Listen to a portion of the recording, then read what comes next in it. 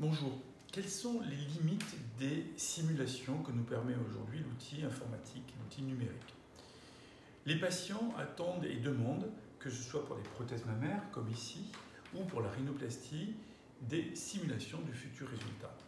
Il est extrêmement important de préciser que l'outil informatique, numérique, quelles que soient ses qualités, ne va pas vous donner exactement le résultat chirurgical.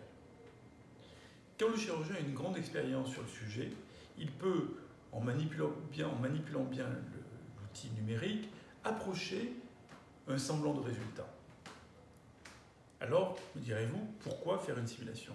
Parce que la simulation sert à deux choses. Pour le chirurgien, elle sert à tester les attentes du patient, mieux les comprendre. Quand vous dites petit, quelle est votre idée en tête quand vous dites petit et quelle va être l'idée en tête du chirurgien quand il dit petit? Quand vous dites gros, quelle va être l'idée que vous avez en tête quand vous dites gros et quelle va être l'idée que le chirurgien a en tête quand il dit gros?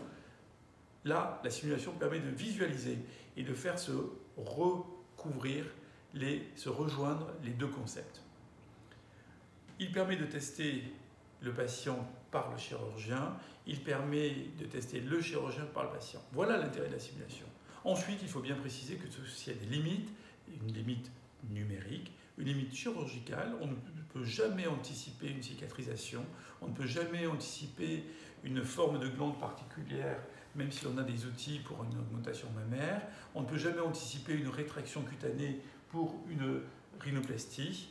On ne peut que projeter, informer le patient. Merci.